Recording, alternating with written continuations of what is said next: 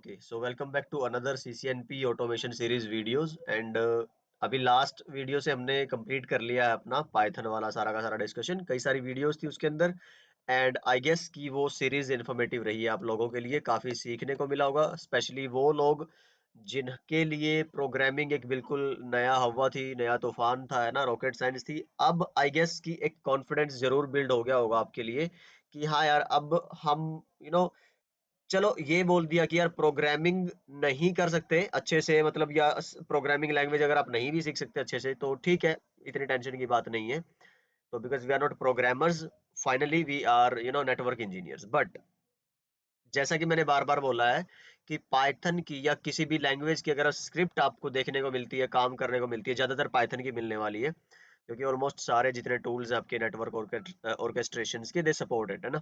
And Python is like world wide use, और ये reason ये भी है कि इतना ज्यादा क्यों यूज हो रही है पाइथन आपकी, क्योंकि एक्सटेंसिबल है। आप इसको कैसे भी होता है ना, जैसे तुम मोड़ तोड़ के कैसे कहीं मर्जी यूज कर लो। जैसे आलू की सब्जी होती है ना, किसी भी सब्जी में डाल लो आप आलू को, हर जगह एडजस्ट हो जाता है। तो ये वैसा ही हिसाब किताब है पाइथन का। अच्छा, तो वो स्क्रिप्टिंग जितनी भी रहेगी आप उसको समझ पाओ, डेटा स्ट्रक्चर, डेटा टाइप्स को समझ पाओ, है ना, कैसे आपका कोड लिखा होगा, उसकी क्या एक सेंस बन रही होगी। तो मैं बार बार बात कर चुका हूं, तो आई गेस ये लास्ट टाइम होगा जब मैं ये बात अभी दोहरा रहा हूं अपनी, जस्ट टू मेक श्योर कि आपको इस बात की टेंशन नहीं लेनी है कि you don't know programming that much. तो आपको, you are not suppose to, that's it. चलिए जी, अब यहाँ हम कुछ डेटा फॉर्मेट और डेटा मॉडलिंग के कॉन्सेप्ट्स की बात करेंगे। अब जैसे आप देखो कि जो पुरानी ट्रेडिशनल अप्रोच है आपकी सीएलआई बेस्ड, है ना, वो सारी मैनुअल अप्रोच है। आपके पास मान लो अगर 500 डिवाइसेस हैं नेटवर्क के, तो आपको क्या करना है, 500 डिवाइसेस में वन बाय वन जाके उनके अंदर कॉन्फ़िगरेशन करनी है, मैनुअल, है ना, ह्यूमन इंटरवेंशन। उसमें क्या है यार, आपके चांसेस हैं कि ह्यूमन एरर इंड्यूस होने की, गलतियां भी हो सकती हैं। मान लो आपने एक की जगह 11 लिख दिया, ठीक है, तो इट इट कैन हैपन। अब जो मॉडर्न अप्रोच है, जिसके हम पिछले 10-12 सालों से बात कर रहे हैं, वो है कंट्रोलर बेस्ड, ना, software defined networking, controller based networking, है ना। तो जिसे हमने मान लो कि फॉर एग्जांपल सिस्को के केस में बात करो, सिस्को इसको क्या बोलता है, एक तरह से intent based networking. Intent based क्यों? क्योंकि इन्होंने क्या किया है कि बाकी जो वेंडर्स हैं, they create a single controller and they try to automate every kind of network by using that controller. But Cisco ने क्या किया है, इन्होंने डिफरेंट टाइप के नेटवर्क के ऑटोमेशन के लिए different controller, different solution use किए। फॉर एग्जांपल, अगर आप कैंपस एरिया नेटवर्क या फिर एंटरप्राइज नेटवर्क की बात करोगे, तो उसके लिए इन्होंने जो कंट्रोलर बनाया उसका नाम है डीनैक, डीएनए सेंटर, और इसकी हम बात कर चुके हैं सीसीएनए के अंदर, ठीक है। और फिर अगर आप वैन की बात करोगे, तो उसके ऑटोमेशन, अच्छा, इसका नाम क्या रखा है इन्होंने, सॉफ्टवेयर डिफाइंड एक्सेस। नाम ये है ऑटोमेशन टूल का, सॉल्यूशन का, पर उसके अंदर जो कंट्रोलर यूज होता है वो डीएनए सेंटर है। ऐसे ही वैन का नाम क्या दिया है इन्होंने, S D van, software defined van. और उसके अंदर जो कंट्रोलर यूज होते हैं वो हमने एस डी वैन की सीरीज पहले पढ़ रखी है, आपको अच्छे से याद होगा। आपका वी मैनेज है, वी स्मार्ट है, वी बॉन्ड है ना, तो ये सब कंट्रोलर इसके अंदर होते हैं।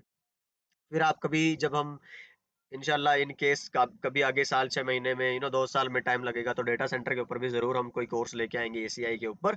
वहां पे जो डेटा सेंटर के नेटवर्क है, वहां पे आप एपिक कंट्रोलर यूज, एपिक ही है शायद, आप कंफर्म कर लेना।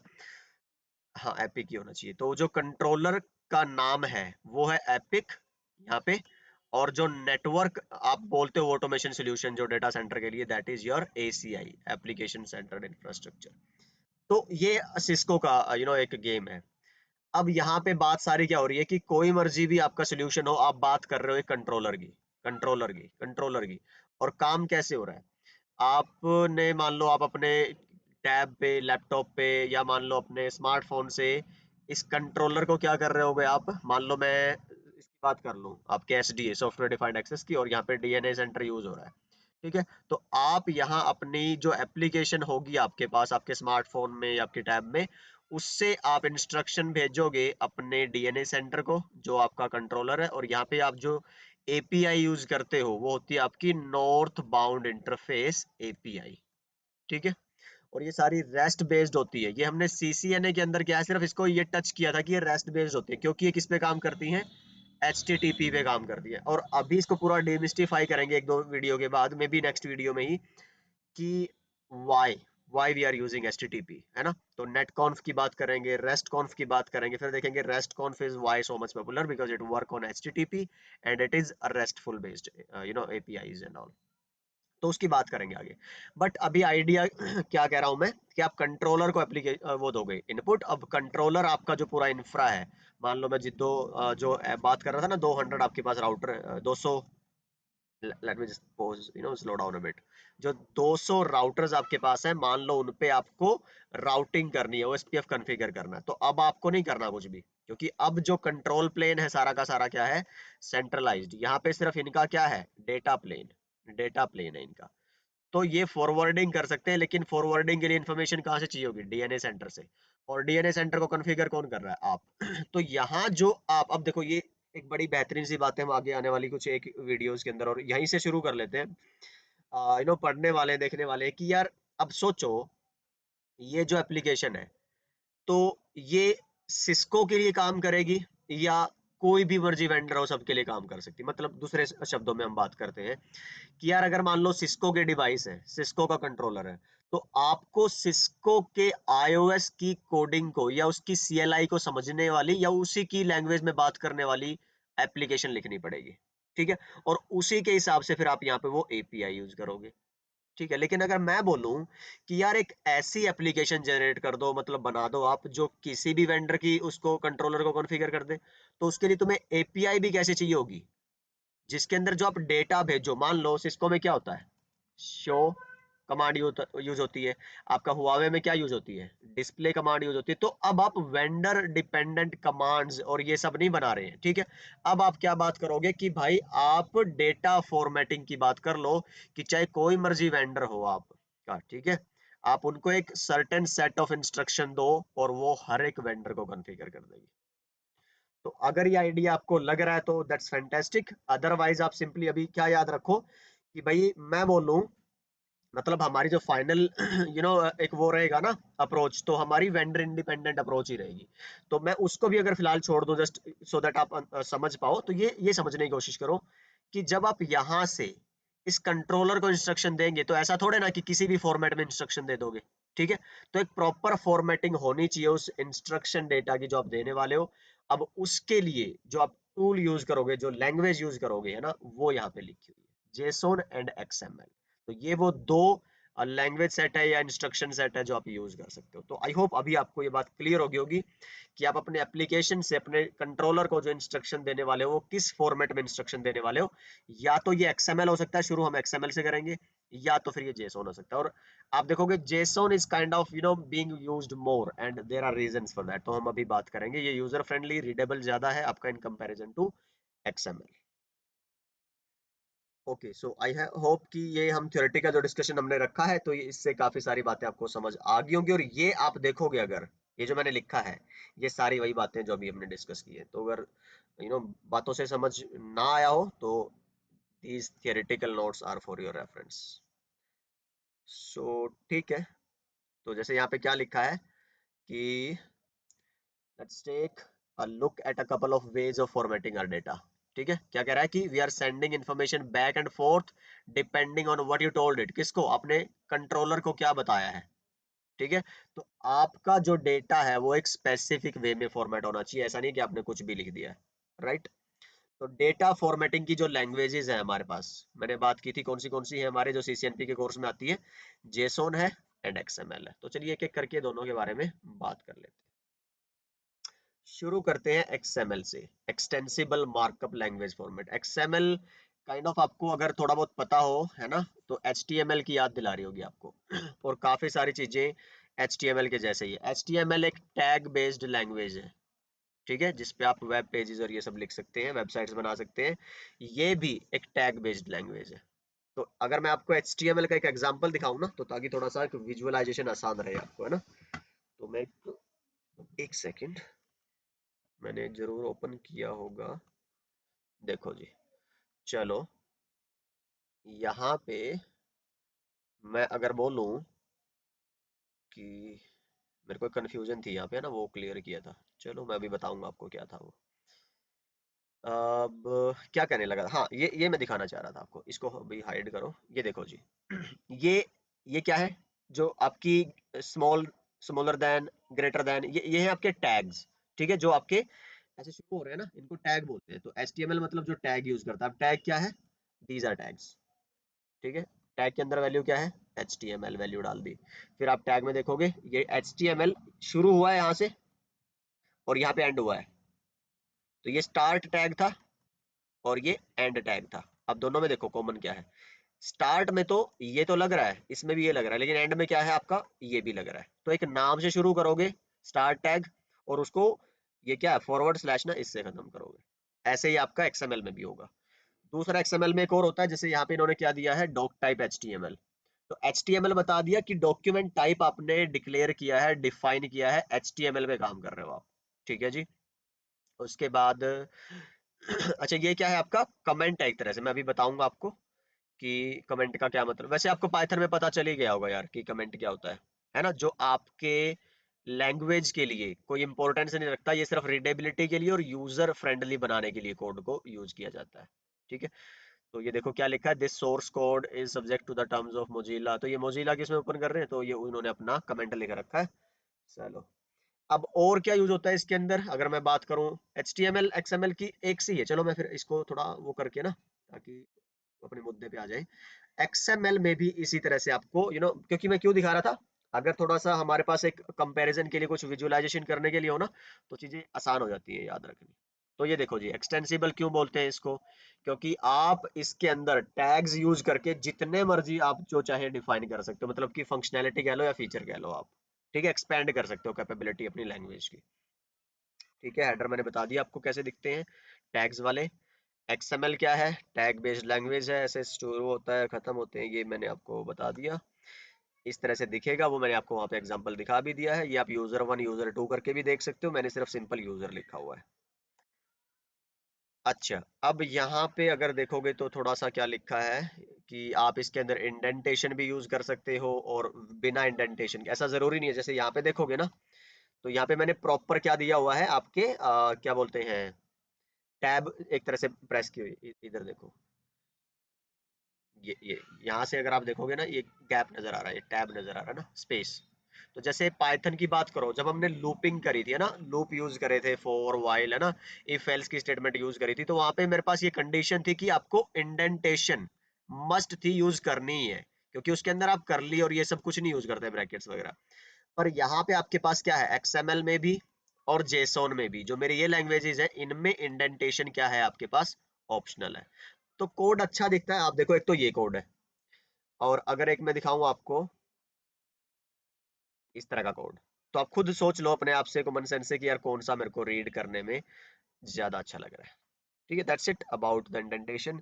अब अगर आप बात करो कि भाई XML के बारे में क्या क्या इसके अंदर आप वो हो सकती हैं, क्या बोलते हैं इस तरह से कंपोनेंट क्या क्या हो सकते हैं XML के, तो DTD है, टैग है, एलिमेंट है, एट्रीब्यूट है, कमेंट है।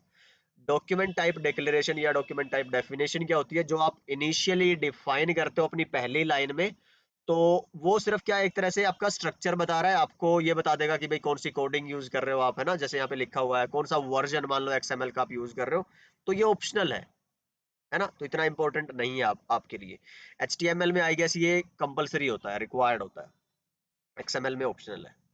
टैग क्या होता है मैंने बता दिया आपको, जिसके अंदर आप अपना डेटा लिखते हैं फिर सारा एलिमेंट के फॉर्म में। ठीक है, जैसे अगर आप यहाँ पे देखोगे, ये DTD के बाद आपने क्या देखा, टैग। तो स्ट्रिंग ऑफ टेक्स्ट है ये, जो लेस देन और ग्रेटर देन के साइन के अंदर आता है। तो यहाँ पे क्या है, जो मैंने ये पर्पल सा कलर दिखा रखा है ना, ये सारा टैग है।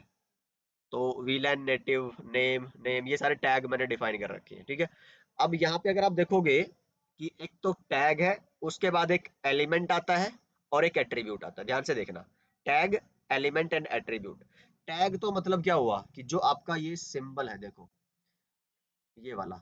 ठीक है, यहाँ पे है, तो ये एक टैग कौन सा मेरा, वीलैन वाला। ठीक, वीलैन यहाँ से शुरू किया मैंने, और कहाँ पे लास्ट में इसको क्या कर दिया, ये स्टार्ट टैग हुआ वीलन का, ये एंड हुआ। और देखो आप फॉरवर्ड स्लैश HTML में भी ऐसे ही खत्म किया था, एंड किया था, और इसमें भी ऐसे ही एंड हो रहा है। चलो, एक और टैग यहाँ पे यूज हो रहा है, नेम वाला, और नेम को भी टर्मिनेट किया है। ठीक, ये टैग है। अब आप देखोगे कि एलिमेंट क्या होता है, जो टैग को डिफाइन कर रहा है, टैग के बारे में जो आपका डेटा है, जैसे ये नेटिव नेम में क्या है आपका, नेटिव विलन लिखा है ना, तो ये आपके लिए क्या बनेगा, आपका एलिमेंट। तो एलिमेंट क्या है, जो डेटा है स्टार्ट और एंड टैग के बीच में। स्टार्ट कौन सा हमारा नेम, यहाँ से आप देखोगे ये मेरा टैग है, ये एंड हो गया, इसके बीच में डेटा कौन सा आया, ये डेटा आपके लिए क्या कहलाता है, मतलब कि इस टैग में एलिमेंट कौन सा है, मतलब ये टैग किसके लिए बनाया आपने, ये डिफाइन करने के लिए कि ये नेटिव विलेन है। चलो अब अगर आप देखो थोड़ा सा यहाँ पे कि आपने नेटिव विलेन की वैल्यू डाल दी कितनी, 300, तो ये क्या कर रहा है और एक्सपेंड कर रहा है आपकी इंफॉर्मेशन को नेटिव विलेन के बारे में। तो जो एलिमेंट के बारे में और जानकारी दे, उसकी इंफॉर्मेशन को एक्सपेंड करे, उनको बोलते हैं कि आप एट्रीब्यूट। और एट्रीब्यूट का मतलब ही यही होता है ना, which explain in more about something, है ना, काइंड ऑफ। तो ये क्या हो गया आपका एक तरह से एट्रीब्यूट। तो तीन चीजें एक साथ चलती है, टैग और फिर आपका एलिमेंट एंड फिर आपका एट्रीब्यूट। और एलिमेंट आपके नेस्टेड हो सकते हैं, मतलब कि टैग के अंदर टैग, टैग के अंदर, और जितने मर्जी आप टैग स्मॉल लाइक बहुत सारा कोड एक साथ एक टैग के अंदर लिख सकते हो, 2 लाइनों का भी लिख सकते हो, तो इट डिपेंड्स। चलो ये बातें हुई, फिर अगर आप देखो ये सब मैंने ट्राई किया है कि अच्छे से समझ आ जाए उस लैंग्वेज में लिखने का। फाइनली कमेंट आपको मेरे ख्याल से पाइथन की वीडियोस अगर आपने देख ली हैं तो दिक्कत नहीं आएगी, है ना। बट ये देख लो, इसमें थोड़ा डिफाइन करने का तरीका अलग है। पाइथन में आप हैशटैग लिखते ही या कंट्रोल फॉरवर्ड स्लैश दबाते ही वो क्या बन जाती थी, लाइन आपकी कमेंट बन जाती थी। तो पाइथन का जो इंटरप्रेटर है ना, तो वो उसको as a line of code understand नहीं करेगा, वो उसको एग्जीक्यूट ही नहीं करेगा, सीधी सी बात है। ऐसे इसमें क्या करेंगे आप, ये जो सिंबल है यहाँ और इसके बीच में जो भी लिखोगे कमेंट है, और इससे आप क्या करोगे, आप टर्मिनेट। तो ये इस तरह से आप कमेंट डिफाइन कर सकते हो एक्सएमएल के अंदर। चलिए, तो आई गेस ये एक्सएमएल के बारे में इंफॉर्मेशन आपको क्लियर है। बेसिक एक आइडिया ही मेरे को देना है कि अगर आपको एक्सएमएल की स्क्रिप्ट कभी देखने को मिले तो आप समझ जाओ कि यहाँ पे टैग कौन सा है, आपका एलिमेंट कौन सा है, एट्रीब्यूट्स कौन से हैं, और इनमें से कमेंट कौन से हैं जो एग्जीक्यूट नहीं होंगे। सो आगे हम बात कर लेते हैं JSON, JavaScript object notation formatting की, है ना। तो जेसोन एक लैंग्वेज है अलग से, और बोलते हैं लोग कि ये काइंड ऑफ रिप्लेस कर रही है एक्सएमएल को, बट दोनों के अपने अपने यूज केसेस है। बट हाँ, जेसोन क्या है कि अलग तरीके से काम करती है, लेकिन ये क्या है, अगर आप यहाँ पे देखोगे ना, लिखा है मैंने साफ साफ कि भाई ये आसान है, simple to read and create codes, है ना। और इसके अंदर जो डेटा स्ट्रक्चर यूज होते हैं वो मच क्लीनर। तो इसके अंदर जो डेटा स्ट्रक्चर होगा वो बहुत साफ सुथरे तरीके से, एक तरह से बोल दो कि यूजर को बिल्कुल मक्खन जैसा, बटर जैसा लगेगा इस पर काम करना। एक्सएमएल में थोड़ी बहुत दिक्कत आपको लगता है कि हो सकती है, बट वो इतना ऐसा नहीं है कि एक्सएमएल मुश्किल है, बट जेसोन इतनी आसान है कि फिर वो उसके कंपैरिजन में आप बोल सकते हो कि मुश्किल लगती है। चलो जी, तो इसमें कैसे आप वो करते हो, टैग में नहीं करते, इसमें की वैल्यू पेयर्स के रूप में डेटा स्टोर होता है, टैग्स में नहीं। ठीक है, और इसमें भी ऐसा ही है, इंटेंटेशन जरूरी नहीं है, आपकी स्पेसिंग पर अगर आप देखो तो it's always good for the readability point of view. तो हाँ, जैसे जावास्क्रिप्ट ऑब्जेक्ट, तो इसमें तो क्या यूज करते हो आप, ऑब्जेक्ट। और ऑब्जेक्ट्स क्या होते हैं, जिसमें आप की वैल्यू पेयर्स यूज करते हो, है ना। और इसमें आप यूज करेंगे करली ब्रैकेट्स, उसमें आपने क्या यूज किया था, ये वाले ब्रैकेट्स एक्सएमएल में, है ना। और पाइथन में क्या यूज किया था आपने, जैसे प्रिंट में देखते थे ना, प्रिंट, तो यहाँ पे आपको जरूरत पड़ती थी आपकी उसकी ब्रैकेट्स वगैरह की। इसके अंदर डेटा स्ट्रक्चर जो डिफाइन करना था उसमें आपको जरूरत पड़ेगी अपने ब्रेसेस की, otherwise Python doesn't use anything like that, है ना। आप सिंपली अगर छोटा मोटा कोड वैसे ही लिखना है तो ये क्या है आपकी बिल्कुल ही एक तरह से क्या बोलते हैं कि इंटरप्रेटर जो है इसका, वो ऑन द स्पॉट, उसके मैं नाम भूल गया अभी, आइडल इंटरप्रेटर क्या बोलते हैं, इंटरएक्टिव इंटरप्रेटर। हाँ, तो इंटरएक्टिव मतलब कि आप साथ के साथ अपने डिस्प्ले एज इट इज देख सकते हो, उसको आपको कोड स्टोर करना, रन करना, वो ऐसे उसकी जरूरत नहीं पड़ती बाकी लैंग्वेजेस की तरह। तो दैट इज द मीनिंग, हम इसको क्या बोलते हैं, एक तरह से इंटरएक्टिव है, साथ के साथ आप काम कर लो, साथ के साथ आप अपनी आउटपुट देखते जाओ। अच्छा जी, तो आई होप ये बात आपको पाइथन में पहले से ही क्लियर थी, अगर नहीं थी तो चलो अब होगी होगी। इसमें आप देख लो जरा, इसमें कैसे लिखा जाता है डेटा एक्सएमएल की बजाय। यहाँ पे कोई टैग नहीं दिख रहा, शुरू करोगे कोड को आप इस करली ब्रैकेट से, एंड करोगे करली ब्रैकेट से। तो इसमें ये एक तरह का टैग हो गया। बीच में अंदर क्या है, ये की 1 है, ये की 2 है, की 3 है एंड की 4 है, और ये इनकी वैल्यूज है। पहली की ये वैल्यू 1 है, हर एक की यूनिक वैल्यू होगी, वैल्यू 2 है, वैल्यू 3 है, वैल्यू 4 है। तो की यहाँ पे क्या है, यूजर का नाम है ना, कौन है, फादर। अब फादर का नाम, इस यूजर के फादर का नाम, फिर मदर का नाम, फिर इसके फ्रेंड का नाम। तो एक तरह से क्या है, एक छोटा सा सिंपल सा कोड हमने यहाँ पे ट्राई किया समझने के लिए, लिखने का। ठीक है, इसका आउटपुट क्या है मेरे को भी नहीं पता, बट ये ऐसे ही सिर्फ समझाने के लिए, डेटा स्ट्रक्चर समझाने के लिए इसका। और इसको आप एक लाइन में भी लिख सकते हो, ऐसा कोई जरूरी नहीं है। ये तो थोड़ा सा मैंने इसको व्हाइट स्पेस के साथ लिखा है। आप इसको ऐसा भी लिख दो कि मान लो आपने लिखा कि जी यूजर कौन है आपका, फिर ये आएगा बीच में कॉलन, कॉलन ही है ना यहाँ, फिर यूजर का नाम शानू, और फिर आपने कॉमा, मतलब ये एक की वैल्यू फिनिश पेयर बन गया, फिर कॉमा लगेगा। फिर उसके बाद तो जेसोन क्या हुआ, कॉमा सेपरेटेड सेट ऑफ की value pairs, that's it, this is JSON. तो बट हमने क्या किया है, थोड़ा सा इसको एक तरह से मोर ब्यूटीफाई करके लिख दिया है, ताकि हमने क्या है आसानी है उसको रीड करने में। तो ये काइंड ऑफ आप समझ लो एंटर एंटर प्रेस कर रखे मैंने, और कुछ नहीं है।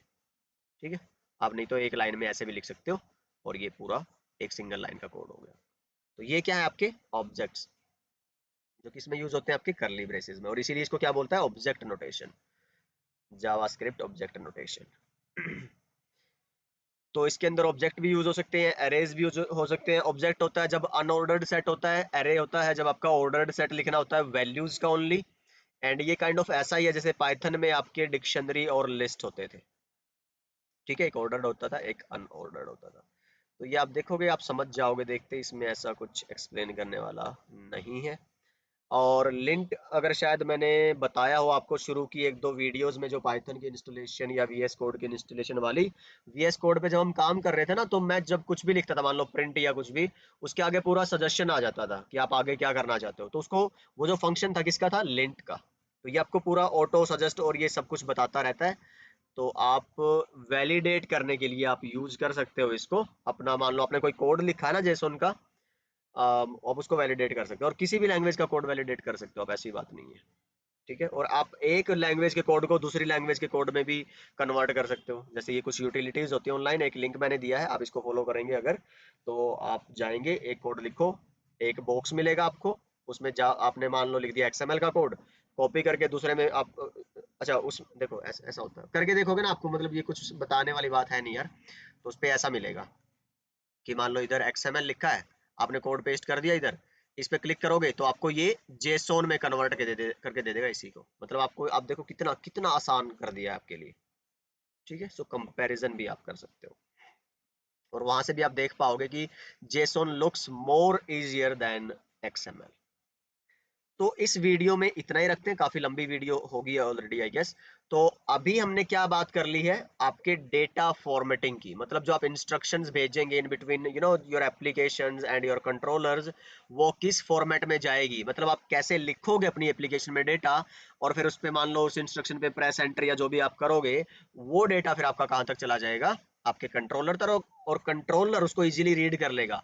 XML है तो टैग की फॉर्मेट में उसको पता रहेगा ये टैग्स है, इनके अंदर जो लिखी है वैल्यू ये एलिमेंट्स है, और जो उसको फर्दर एक्सप्लेन कर रहे हैं वो आपके एट्रीब्यूट्स हैं, और ये कमेंट्स हैं जो मुझे एग्जीक्यूट नहीं करने। तो आपके जो डीनैक है, डीएनए सेंटर है, या जो आपका वी स्मार्ट है, ये कंट्रोलर्स अब उनको पता है, क्योंकि ये सब डिक्लेयर कर रखा है ऑब्जेक्ट, जो आपकी फॉर्मेटिंग लैंग्वेज है इनके अंदर, सेम जेसोन के अंदर भी है। और अगर आप सिस्को की बात करो, सिस्को एक्सपेक्ट करता है इसको जो इनपुट मिले डेटा, मान लो डीएनए सेंटर की बात करो, तो डीएनए सेंटर एक्सपेक्ट करता है कि जो आप इनपुट आए वो जेसोन में हो इंस्टेड ऑफ XML। ठीक है, बिकॉज मैंने बताया जेसोन की क्या अहमियत है और क्यों इतना ये ज्यादा पॉपुलर होता जा रहा है। तो उम्मीद करता हूँ कि कुछ सीखने को मिला है, जो पॉइंट्स थे क्लियर हो गए CCNP के इस पर्टिकुलर टॉपिक के आपके। कोई भी दिक्कत है, कुछ भी फीडबैक है, तो you can always let me know in the comments. अगली वीडियो में हम बात कर लेंगे डेटा मॉडलिंग की। डेटा मॉडलिंग मैंने अभी बताया था आपको, इनिशियली थोड़ा सा आइडिया दिया था, when we talk about vendor independent applications and APIs, then we are talking about data modeling. मतलब डेटा को अपने इस तरीके से मॉडल कर दिया, मान लो अपने एक इंस्ट्रक्शन को ना तो डिस्प्ले ना शो, एक ऐसे लाइन में लिख दिया कि सिस्को का डिवाइस होगा तो भी शो रन की आउटपुट दे देगा, हुआवे का डिवाइस होगा तो भी श्योर रन की आउटपुट दे देगा, जुनिपर का होगा तो भी श्योर रन की आउटपुट दे देगा। तो मतलब ये वेंडर इंडिपेंडेंट इंस्ट्रक्शंस आप क्रिएट करोगे, उसके लिए जो आप यूज करते हो डेटा मॉडलिंग लैंग्वेज यूज करते हो। तो यांग की बात करेंगे अगली वीडियो में। सो अपना ख्याल रखिए, सीखते रहिए, सिखाते रहिए और मस्त रहिए। मिलता हूं आपसे अगली वीडियो।